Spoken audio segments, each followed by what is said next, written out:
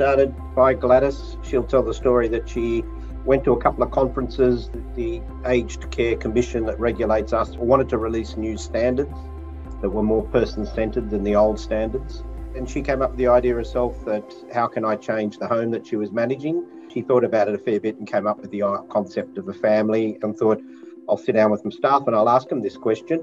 If your mum or dad wanted to come into aged care, would you put them here? And, quite a few people said, no, I wouldn't, and then they explored why that would be. And most of it was around our old regimented way of providing care, that we thought we knew what was best and the best times to eat and the best times to get up and get dressed and get showered.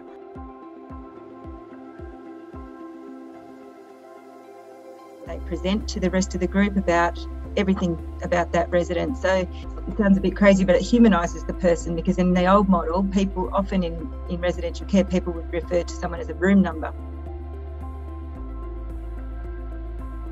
So I was getting positive feedback from families. Hunters Hill under Gladys was very innovative. They would have open days, and the first open day I went to, one of the families grabbed the microphone and said, I want to talk about how wonderful the place is and how it's changed under Gladys. I used to come in and no one knew my name. Now everybody knows my name. Everybody knows my, where my mum's up to, and they're excited to tell me if mum's improved. Gladys had a small home, a good group of staff that were loyal to her and really came along for the ride. She asked the staff to eat with the residents. So sit down, talk to the residents, and rather than just plonk some meal in front of them and go and serve the next person. In that very first conversation, they had a resident that was losing weight and they couldn't quite work out why. And then when the staff members sat with that resident to eat with them, they observed that they'd bring out the dessert before people had necessarily finished their main meal, because that suited their way of serving. And that resident, who probably had a bit of a dementia, only focused on sweet things. So as soon as dessert came out, they would not eat their main meal. So just through that observation, which had passed by without us noticing it before, that staff member was able to say, oh, look, Dorothy doesn't eat. Don't bring out her dessert, please, until she's had her main meal. And then she would happily eat her main meal and then wait and have dessert. So they were sort of things that got recognised through that family style of model. And care circles discuss all the needs of the resident, and that might be about their nutrition, their lifestyle needs, so leisure and recreation, as well as their behaviour, sleep, anything to do with pain management. So I always say we want to give our residents the best end of life and see that it is actually a privilege to care for these people in their twilight years.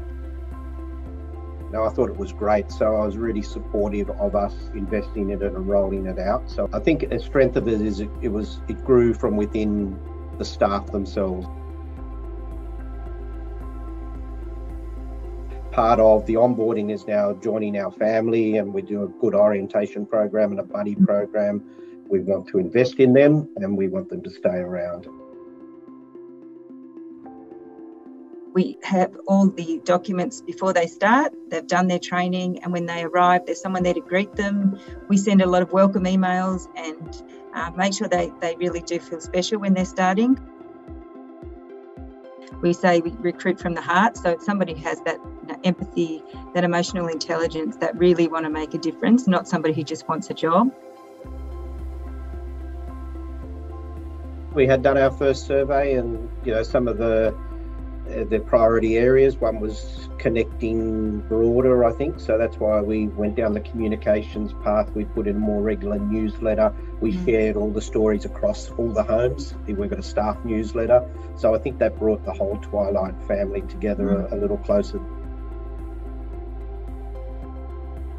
Straight away, we invested in concierges in all of the homes. We put in iPads and said, you won't be able to visit, but what we're going to do is connect you virtually. So we set that up as a means of doing that. We set up window visits and garden visits, but as long as they didn't come in contact with mum or dad. We also had daily hookups as well at the beginning of COVID in particular, where Neil gave the leadership team key messages around COVID. So we all felt really well informed around what was happening, and under Neil's leadership we were able to sort of navigate it more easily.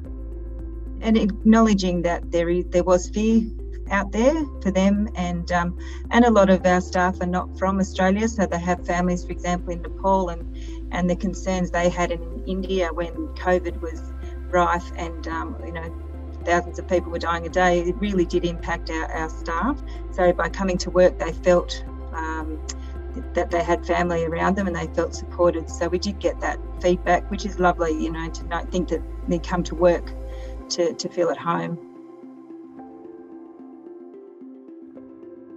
The last survey that Emily's just done with you, that there were really strong scores around safety, feeling safe in the workplace, feeling like COVID's been handled well.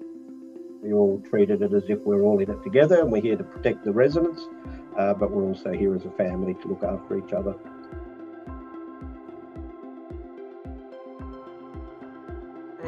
I think that they feel very honoured and happy that we are celebrating their festival in the home, and I think that also contributes to that family model of care as well, and involving the residents too, and they'll have a ball.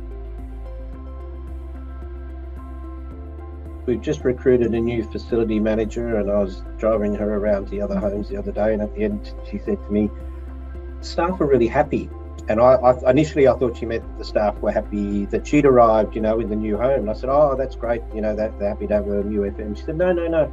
Well, in all the homes, the staff are much happier than any other home I've been in. So to me, that sort of sums it up. They seem to be enjoying their work, and I think that's the most important thing. They're doing a great job caring for the residents, but they're actually enjoying. It's not a task. It's something that they get great joy from as well.